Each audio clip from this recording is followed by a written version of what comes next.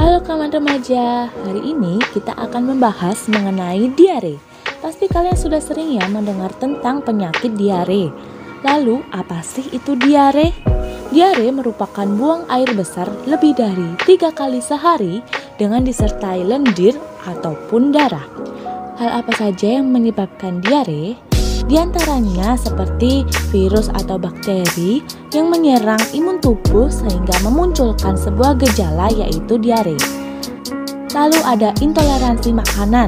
Seseorang yang alergi terhadap makanan akan mengakibatkan munculnya berbagai reaksi, salah satunya yaitu diare. Contoh seseorang yang intoleransi makanan seperti tidak cocok dengan laktosa maupun fruktosa. Penyebab diare yang terakhir yaitu efek samping dari penggunaan suatu obat. Dari penyebab tersebut muncullah suatu gejala atau reaksi yang dialami pada penderita. Gejala yang pertama yaitu rasa haus yang berlebihan, di mana penderita akan merasa haus terus-menerus setelah meminum air. Lalu gejala yang kedua yaitu nyeri kepala. Nyeri kepala menjadi salah satu tanda dehidrasi pada seseorang penderita diare. Lalu gejala yang ketiga yaitu tidak adanya nafsu makan. Tidak adanya nafsu makan ini menyebabkan penderita diare merasa lemas dan letih. Gejala yang keempat yang terakhir adalah mual dan muntah. Fakta-fakta menarik mengenai diare. Penyakit diare masih menjadi masalah bagi masyarakat di negara berkembang, termasuk di Indonesia. Kejadian diare di Indonesia masih menjadi penyebab kematian nomor 2 pada anak usia di bawah 5 tahun. Di Indonesia diperoleh angka kematian bayi 42% dan anak usia 1 hingga 4 tahun sebesar 25,2% akibat diare.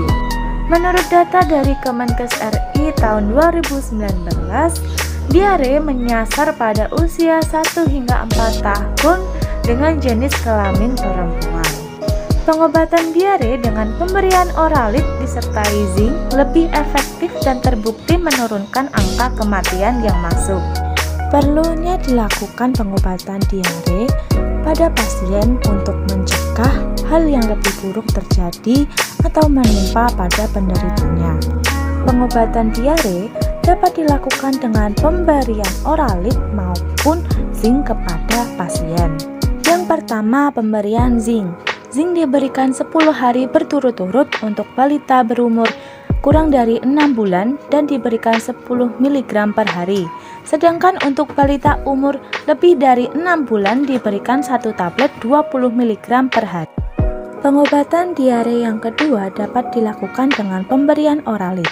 Pemberian oralit dapat dibuat sendiri hanya dengan mencampurkan setengah sendok teh gula pasir dan 1/4 sendok teh garam dan diberi 200 ml air. Apabila penderita masih mengalami diare dan kondisinya semakin parah, diharapkan penderita untuk periksa ke dokter. Sekian video kali ini mengenai diare. Apabila ada hal yang ingin ditanyakan atau diragukan, dapat menghubungi kami melalui kontak person yang ada di deskripsi channel kami. Jangan lupa untuk memberikan like, komen, serta subscribe-nya ya.